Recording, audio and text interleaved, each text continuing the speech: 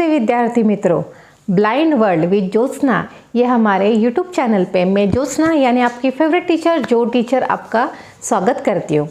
तो इस भाग में हम देखने जा रहे हैं ब्रेल किट। ब्रेल किट की जानकारी हम देखने जा रहे हैं। ब्रेल किट में क्या क्या चीज़ें होती है ये हम आज देखने वाले। तो सबसे पहले हम ये ब्रेल किट देखते हैं। ये ब्लैक कलर का एक बैग होता है, ये यूनिवर्सल ब्रेल किट है। सब जगह आप इंडिया में जाओ ऐसे ही ब्रेल किट होता है ये। और ये अभी ब्रेल किट में क्या क्या चीज़ें हैं ये मैं अभी बताती हूँ।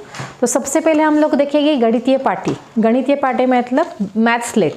ये मैथ स्लेट होता है, इसमें एक बाजू में छेद होते हैं और एक साइड में टाइप्स रखने के लिए जगह रहती है। ये है टाइप्स, मैथ्स के टाइप्स।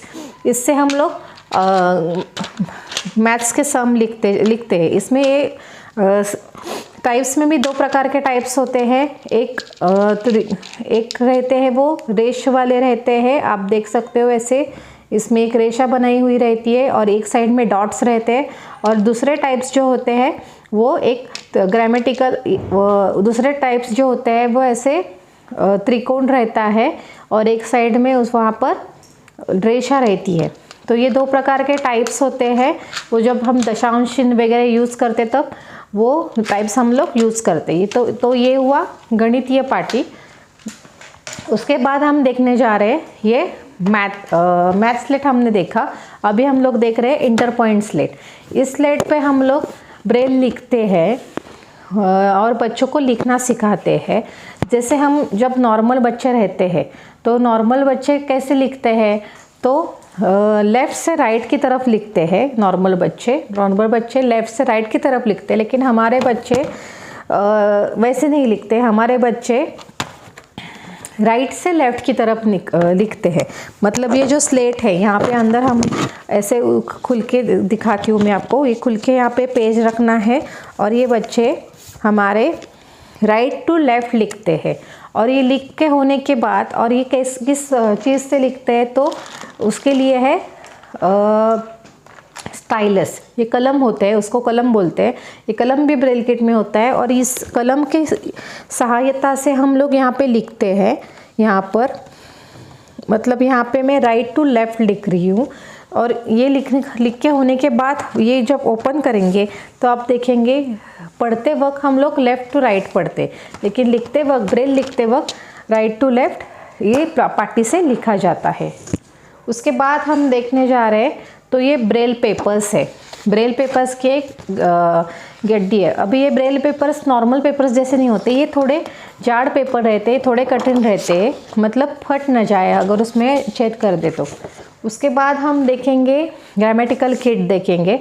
तो ग्रामेटिकल किट यूज़ करने के लिए ये रबर मैट है। रबर मैट पे ये पेपर रख के हम लोग ग्रामेटिकल चीज़ें यूज़ कर सकते हैं। मतलब ये स्पर्विल है, उसमें ग्रामेटिकल किट में ही आता है। ये स्पर्विल है, इसके एक साइड में ऐसे कांटे वाला चक्री है। तो इसका हम लोग सहायता से रेखा बना सकते हैं या एक रेखा बना सकते हैं या कुछ। तो ये स्पर्विल के सहायता से मैंने ये रेशा निकाली है। उसके बाद हम देखेंगे ग्रामेटिकल सब किट देखेंगे। तो इसमें सब पट्टी होती है, ये रूलर होती है, यहाँ पर डॉट ब्रेल डॉट लिखे हुए रहते हैं।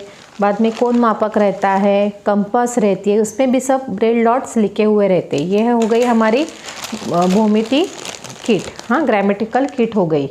उसके बाद हम देखने जा रहे हैं तो एबेकस। तो ये है एबेकस। ये जो एबेकस है वो स्पेशली हमारे बच्चों के लिए बनाया गया हुआ है। ये नॉर्मल एबेकस जैसे नहीं होता है।